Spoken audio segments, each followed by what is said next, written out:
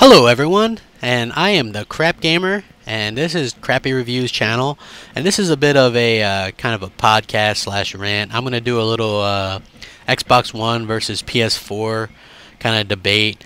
I see a lot of things going on now, and a lot of people ask me my opinion on it. I went with Xbox One. I already have a Wii U. I'll eventually get a PS4, but the main reason I'm not getting a PS4 at launch is there's no games that really appeal to me at their launch. They're Sony's doing a pretty bad job of creating software, compelling software at launch, like their history. If you look back at their history, the PlayStation 1, the PlayStation 2, the PSP, the PlayStation Vita, the PlayStation 3 certainly, they all lack software at the launch for some reason. I don't know what their deal is with that, but it's one of the things that really help make a decision for me. I can always wait and get a PlayStation 4 when there's an Uncharted game, when there's a God of War game, when there's a Gran Turismo game, when there's games that I actually want to play. And I know people will probably jump on the offensive and say, oh, but there's Killzone. Killzone's kind of a niche title in my opinion. It's not a big hit franchise for Sony. I mean, they sell a couple million or whatever, but it's definitely not the property that Sony wanted. Originally, Killzone was supposed to supplant Halo. It was going to be their Halo killer, and it ended up not being very good in my opinion. Yeah, the graphics are pretty to look at or whatever, but the story is weak. The characters aren't likable in my opinion. Drive Club, the Motostorms are good, but Drive Club has no appeal to me whatsoever. Especially when there's a quality game like Forza Motorsport 5 being put out on Xbox One with the Drivatars and the dedicated servers and 60 frames per second, 1080p standard, 24-player online races and things like that. It's just really no contest for racing games as far as I'm concerned. And Sony's doing a lot of pushing with indie games. You keep hearing indie games, indie games. Microsoft is having them too, but because Microsoft has such a strong lineup of actual games, they don't have to push that as much. A lot of the indie games that Sony's pushing are also coming out on Xbox One, or you can get them on PC or tablets or mobiles or consoles that are out right now. So the reason that Sony is pushing these things is because they lack a decent launch lineup, and if you look at their history, it usually takes them a year, sometimes two, before they're getting out quality content. So that's something to be wary of if you're trying to decide on which one to pick. Get the Xbox One now, which has really good looking games. I personally have Forza 5, Rise, Dead Rising 3 pre-ordered, Call of Duty Ghosts, because obviously I want to try out those dedicated servers on a Call of Duty game. And I'm also planning on picking up Killer Instinct, Crimson Dragon, and Loco Cycle off the arcade on day one as well. So there's quite a bit of variety and different things going on, and I also, Watch Dogs and things like that, and I realize that's on PlayStation as well. But for me, another one of the things is, as a person that has all the consoles every generation anyway, I was a little bit surprised at Sony's tactics this time. I mean, it was like they really went on the offensive, attacking Microsoft at every chance that they had, and I didn't really appreciate that. I really kind of thought that Sony was being kind of immature, like, this past generation, the PlayStation 3 made a lot of mistakes. I mean, it ended up being okay, but Sony lost a lot of market share, and they went from being first in North America, which is the largest consumer of video games, to being dead last by a large margin. And so they did a lot of mistakes, from the get-go. A hard console to program for. It's so much, you know what I'm saying? They take away the other operating system, take away backwards compatibility. They were very consumer unfriendly in my opinion with the PS3. And even after the PlayStation Network was hacked, you never heard Microsoft say a word about it, you know what I'm saying? And they could have. Xbox Live hasn't been hacked. Xbox Live has never gone down for no month due to hackers or anything like that. I've been an Xbox Live subscriber for 7 years now, and I've never not been able to get into it. Whenever I want to sign on, I can, and I have. There's never maintenance every other week like PSN, but you don't hear Microsoft say anything about that. So Microsoft takes the high road. In my opinion, Sony takes the low road. They were getting these little digs in starting at E3, where I thought E3, Microsoft showed games. Nothing but games. It was amazing. I was blown away. I went out right after Microsoft's E3 and pre-ordered the Xbox One. Now, that's what E3 is about, games. People complain because Microsoft showed other stuff besides games that they're unveiling, right? And then at E3, which is specifically for games, all they did was show games and people still complained. While Sony talked about movies that they're collaborating with. They talked about Microsoft, obviously. You know, they were getting their typical childish little digs in. They talked about apps and entertainment and things like that for a large portion of their E3 show. And nobody batted an eyelash at it. It seems like only Microsoft gets blamed if they do something like this. You know what I mean? Like, I was watching some of the Tokyo Game Show stuff, and Sony focuses heavily on the movies that they're making. You know, Gran Turismo movies and things like that, Ratchet and Clank. They're making these movies. They were talking about their social network and how they want to draw in casual gamers by letting them use their real names and things like that instead of like a gamer tag or whatever. So they obviously are going after casuals and stuff like that too.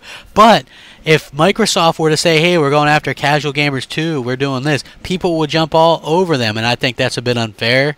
And I think that as a gamer, I care about games. And Xbox One looks like it's going to play a hell of a lot of games. Microsoft, a little bit of backstory. Microsoft has invested over $1 billion in the first year in games, exclusives, and exclusive content alone.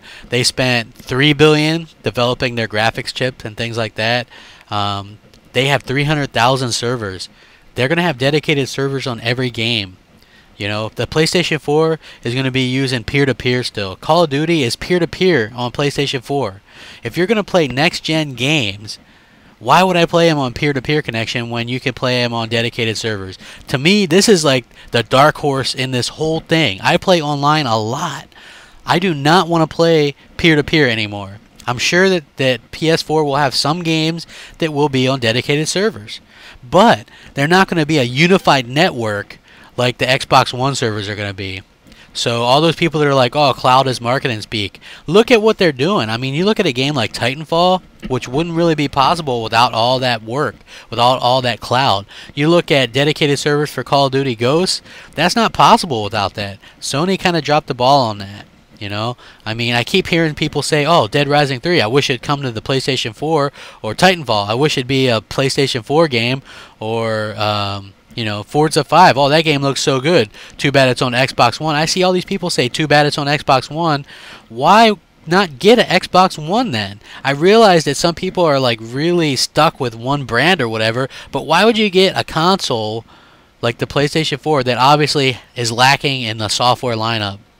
Why would you buy that when there's another option that has more games and better looking games and better features? To me, PlayStation 4 doesn't have anything to match, and even though this isn't a game that gets a lot of hype, but Project Spark, and with the use of Kinect on that, it looks amazing. You can use Kinect to make animations and make your own game. So you can make enemy animations or whatever kind of, just by using Kinect. It's like, this is as close that you can come to being a video game developer, and you can all do it with an Xbox One. It's like, that blows my mind, some of the things they're doing with this.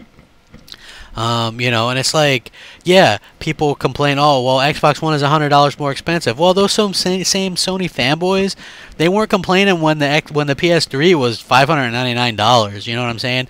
It's been 8 years since we've had a new Xbox. $499 isn't bad. You know, I mean, it's a little bit expensive. If you're a gamer, it's a hobby. You know what I mean? People spend more than that on phones every 6 months, every time there's a new Apple phone or whatever. So I think that's kind of a bunk argument.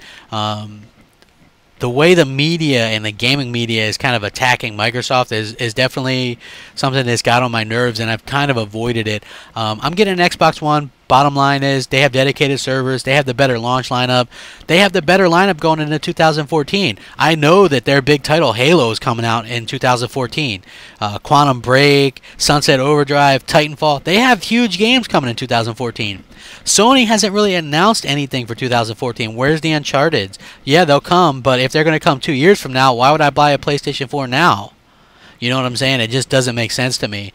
I just think that I like Kinect. I like the whole, I know some people don't, but if you look at it, yeah, the Kinect for the Xbox 360 wasn't the best. I enjoy it. I have one, and I have quite a few games for it. But you have to keep in mind, Kinect for the 360 was never the original intention. It was an add-on, an afterthought, years after the Xbox 360 was already out. The new Kinect with Xbox One was designed right from the start to use with it, and even people that hated the original Kinect that have used this new one like it. So I think that's something you have to take into consideration. And every console has a camera nowadays. If you're a gaming clan or some kind of something like that, why wouldn't you get an Xbox One? Has a camera, you can do chat with your clan mates, 32-person party chat. You can do all this great stuff with it. Yeah, you can buy the camera, a less fidelity camera on the PS4, but developers aren't going to take advantage of that. Sony left their camera out to die. They introduced it with the original intention of bundling the camera with every PlayStation 4, and then to undercut Microsoft and look like the White Knights, they took it out last minute. Now, this was a mistake because developers aren't going to take advantage of it. Now, it might sound stupid to some of you guys, but like games like Elder Scrolls Online, you're going to be able to use Kinect for hotkeys, for the callouts and things like that. Developers are going to use it. There's talk about Call of Duty Ghosts using the Kinect for head tracking and things like that. Same thing with Battlefield 4. Developers are going to use it because every single Xbox One is going to have one. And a year from now, when maybe they do a hardware revision and maybe a price drop, these consoles are going to be the same price, but you're going to get a camera. There's a camera with the Wii U right on the gamepad. There's a camera with the Vita right on the Vita. There's a camera on the 3DS. There's a camera going to be on Xbox One. Sony is the only company that isn't doing that, and for some reason, they just like letting their hardware out to die, you know. It's like the PlayStation Move. Yeah, that thing's still alive because they showed it off at TGS, but who has one? I don't know anybody that has one anymore. It was kind of a novelty. If they wanted that thing to take off this generation, pack it in with the console, take a loss. You know what I mean? So for me, it was an easy choice. I will eventually get a PlayStation 4 as well because I already have a Wii U and I always get all the consoles. But until the PlayStation 4 has something to offer me, I don't see a reason to get that first or at the same time, because I'll be busy playing through a lot of really quality Xbox One games, and the online looks to be so much better in my opinion. I mean, dedicated servers, it's 2013. How can Sony not have dedicated servers? You know what I mean? So to me, and this whole power thing is a bunch of bullshit as well, like where, oh, it's 50% more powerful. That happens to come out right when Sony's getting bad press for not allowing YouTube uploads or HDMI capture. So I think that is one of those things where if you look just spec-wise, they're almost the same. And you have industry leaders like John Carmack of id and Hideo Kojima of Metal Gear Solid fame saying that these consoles are basically the same thing. So all that 50% more power stuff, you guys just got to get out of your head. You know what I mean? Because both these consoles, the third-party games are going to look great. Sony's developers are going to take greater care with their exclusives, and so those exclusives are going to look great. The Xbox One exclusives, their developers are going to take extra care, and they're going to look great. Microsoft has already said first-party exclusives are going to be 1080p, 60 frames per second. So that's something to keep an eye out on. Whereas Sony's Drive Club, they're only going to be able to do 30 frames per second, and Killzone Shadowfall is going to be 30 frames per second for the actual campaign.